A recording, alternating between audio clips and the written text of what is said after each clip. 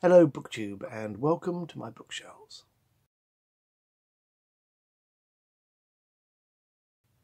Today I'm going to do a review of the RSC production of Twelfth Night that I saw with my wife last week. Now my wife and I made our regular pilgrimage up to Stratford upon Avon. We go 2-3 times a year. This time we saw Twelfth Night. Now let me give you a little bit of background to my relationship to Twelfth Night. We've seen it 3 or 4 times, including once at the RSC before. We also directed it for our local drama group. It was the first time we'd put on a Shakespeare production, and my wife and I were in charge, and yeah, it was a very special production for us personally. So we know this play very well. So I was very excited to see what the Royal Shakespeare Company could do with this play. So they announced a couple of big names in the cast with Kyra Taunton, who's an actress. I think she was in EastEnders. I don't watch EastEnders, but she was in EastEnders. She also did Strictly Come Dancing a few years ago. So she's playing Olivia, and Adrian Edmondson of The Young Ones fame and bottom, great comic actor. He's playing Malvolio. Directing the play was a doctor called Christopher Luscombe, who directed Love's Labour's Lost and Much Ado About Nothing a few years ago, which we absolutely thoroughly enjoyed. Probably in our top 5 shows we've seen there.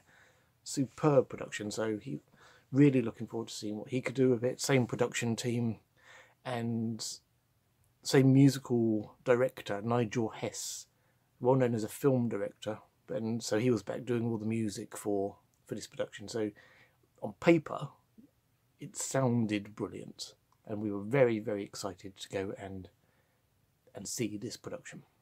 So the first surprise was right at the start. They opened with scene 2. Now, for those of you who know the play, the first scene is Orsino in his court, and the first words are the most famous of the play. If music be the food of love, play on. That's scene 1. Scene 2 is then Viola is shipwrecked and washed up on the shore of Illyria and separated from her twin brother Sebastian, and she decides to go to the court of Orsino to seek work. But they swapped these scenes around, so it opened with Viola washed up on the shore, and then it goes into Orsino. Now, I can understand why this would work. Scene 2 is quite a dramatic scene. You could have the storm, the shipwreck, the loss of 2 separated twins in the storm. And yeah, it could be a very dramatic opening, but they didn't do that. The lights went down, the lights came up. Viola and the sea captain were on stage, and they just launched straight into the dialogue. No sense of the storm, the shipwreck. And to be honest, it was a little disappointing with the opening. Now, the first opening 5-10 minutes of any Shakespeare play are the trickiest, because the audience, it takes time to attune the ear, sometimes to a Shakespeare language. Audiences are restless, still getting comfortable in their seats, sorting their coats and stuff. In fact, there's a couple next to us, well, just across the aisle, and she was whispering to her husband all the way through the first opening scene. It was very annoying. So yeah, it takes a while for the audience to settle down. So I was a little bit disappointed they didn't go for a more dramatic opening. And then they went into Orsino's court, and he did the If Music Be the Food of Love. A little bit disappointed with the opening, but then the play really gets going. So they updated the locations to Victorian England, which makes sense. It works for the play. Lovely Victorian style sets and costumes, and yeah, it works for the play. I don't think it adds anything or takes anything away from the play. Yeah, it's just a nice sense of location and time to set the play in. The sets and the lighting were fantastic, as you can imagine, at the Royal Shakespeare Company.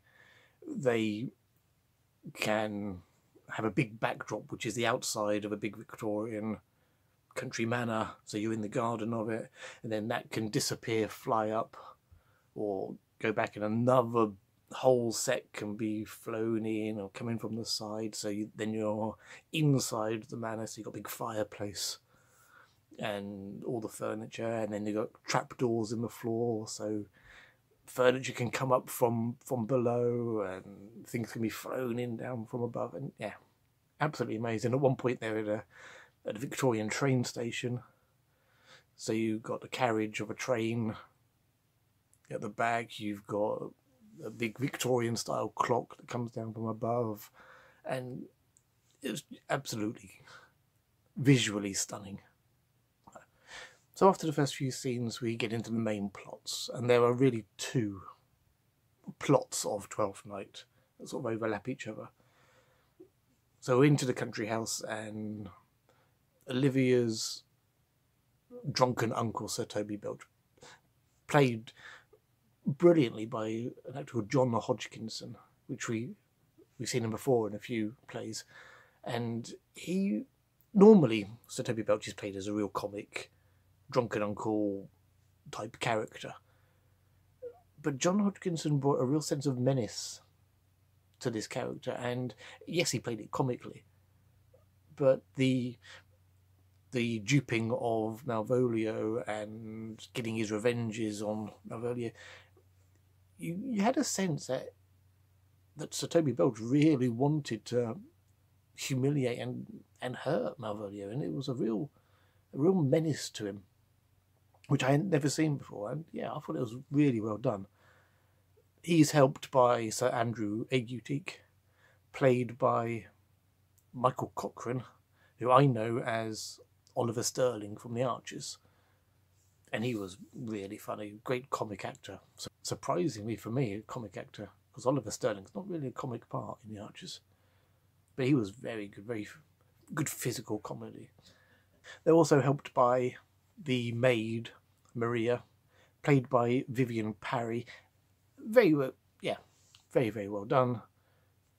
Good convincing. I never felt that she was fully in charge of the proceedings. So in most productions, she's sort of the ringleader. She comes up with the ideas, and then the men just go along with her. I never really felt that she was in charge of Sir Toby. It was always the other way around. Sir Toby was the ringleader in this production. They're also helped by a character called Fabian. In this production, they gender swapped it, so it was Fabia, played brilliantly by a young actress called Sarah Twomey. And yeah, she's a really good actress, very good physical comedy and lovely stage presence, yeah, and hopefully a name to look out for in the future. Very well done. So this main plot, the Malvolio plot, Malvolio is the butler or steward of Olivia, very straight-laced, very Puritan, very dour, and the opening scenes played by Adrian Edmondson, yeah, he's very understated and very disapproving of everything that goes on with the drunken exploits of Sir Toby and Sir Andrew, and it all culminates in them doing this drunken song after a night drinking, and the butler comes in and tells them off and threatens to tell Olivia about it and get Sir Toby thrown out of the house. That's when they decide to play a trick on Malvolio, and Maria comes up with the idea of writing a letter that's supposed to be coming from Olivia, confessing her love for the servant Malvolio, and then Malvolio will find it and they'll be there overhearing, and it will all be hilarious. Now normally this is the box tree scene. The three characters, Sir Toby, Sir Andrew and Fabia, are hidden in a box tree, as Malvolio reads the letter to himself and gets excited about the fact that the lady of the house, Olivia, has fallen in love with him. And there's lots of comic timing, but they got rid of the box tree completely. And they were in the garden of the Victorian house, so they had statues and a fountain, and the backdrop was of the summer house, so glass-fronted back of the house. And so the three characters were hiding with the statues or pretending to be statues, and Adrian Edmondson front of stage delivering this letter, and the scene never fails to work. It's really, really funny, and in the hands of Adrian Edmondson and the others, really, really funny, very slick. And we are then teased with the fact that after the interval, you'll be seeing Adrian Edmondson in yellow cross-gartered stockings.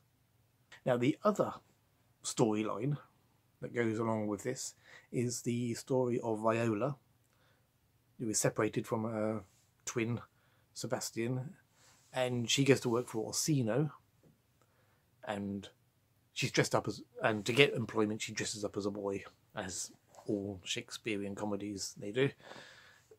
She then falls in love with Orsino, but obviously she can't say anything because she's dressed up as a boy, so she can't declare her love.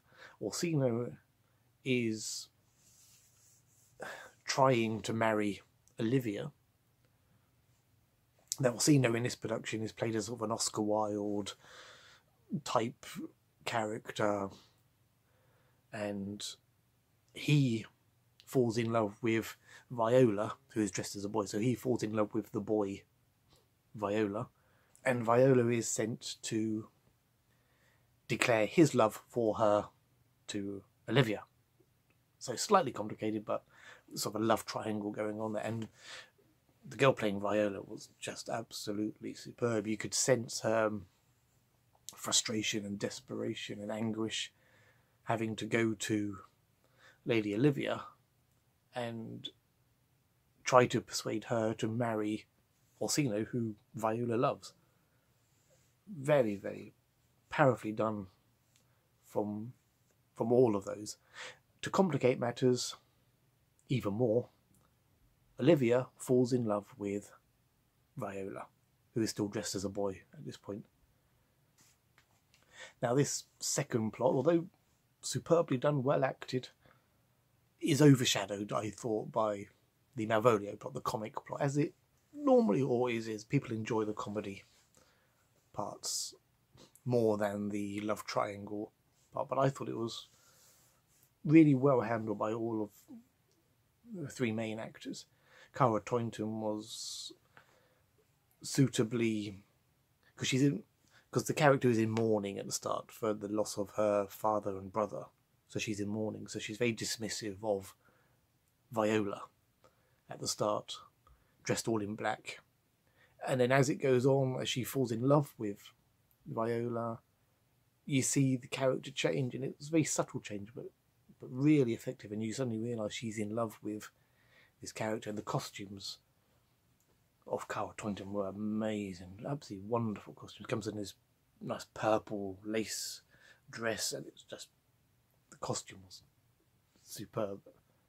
So into the second half, and you get the big scene, the famous scene of Malvolio in his yellow stockings declaring his love for the mistress of the house, Olivia, who obviously has no idea what's going on, dismisses him.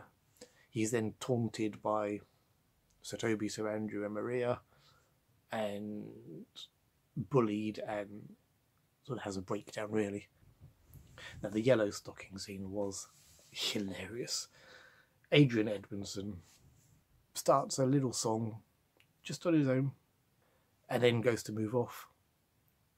And then sort of looks and says, "Oh, do you want a little bit more?" So he comes back on, does another verse, and then it gets bigger, and then it turns into a big musical number, and it is just hilarious. So there are some great musical numbers in this production, with the music of Nigel Hess. Some great set pieces. It's a very musical play, lots of songs, They even added in a few songs, like I said, the Adrian Edmondson solo, that's not in the script, that was added in. Feste has a solo, Feste's the clown, he has a solo number. Probably not the strongest singer I've heard in the role, but he carried it off really well. And then the finale, the whole cast on stage doing the final number, and it is just absolutely joyous. So overall, fantastic scenery and lighting and costumes, as you would expect from the Royal Shakespeare Company. What they can do with their stage is just amazing. The acting, first rate. Lots of real nice touches. Some of the minor characters are given a life of their own. They swapped some of the lines around, so some of the smaller characters had more to say. Storytelling, I'm not sure if you didn't know the story, you would 100% follow what was going on.